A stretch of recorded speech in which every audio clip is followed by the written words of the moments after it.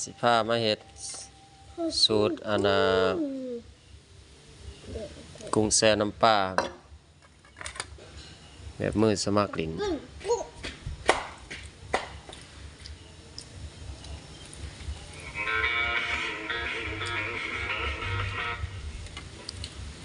แช่โซดามาคักแต่เด้อกุ้งนี่แช่โซดาแล้วเอาเส้นใหญ่ดำๆนี่ออก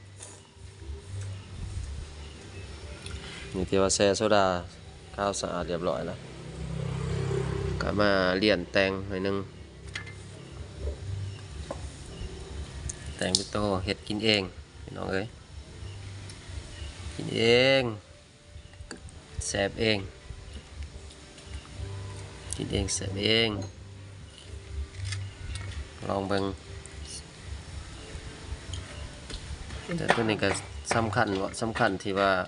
มันได้ใส่โซดามันสะอาดหลักๆก็คือ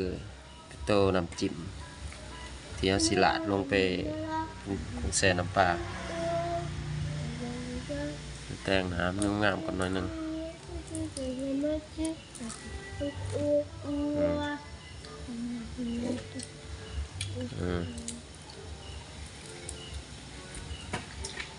ขนาดกุ้งนี่แล้วแต่ใจมากสิเอาสำไรจักโตแล้วแต่เด้ออยากกินลายกะลายอันนี้ใส่กุ้งอยู่ประมาณ20 กว่าโตเนาะ26โตแต่กินเองแซ่บเอง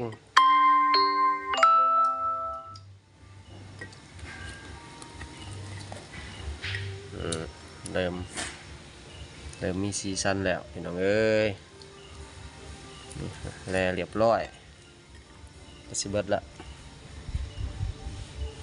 ยึบเป็นกินบ่เป็นกินก็เฮ็ดเองแซ่บเองเรียนแต่งแล้วเรียบร้อยเอาน้ำพริกลาดลงเลยนี่ตามใจมักพริกเป็นขนใส่ลงไป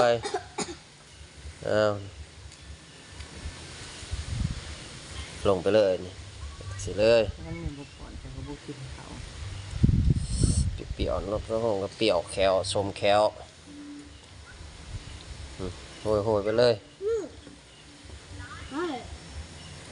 ใส่ไปเลย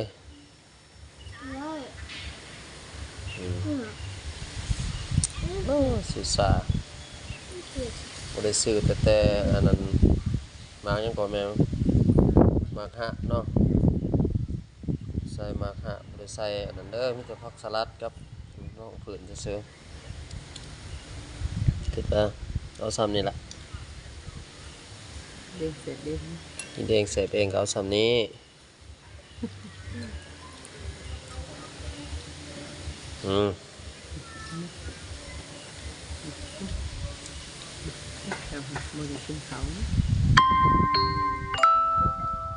แล้วพี่น้องเอ้ย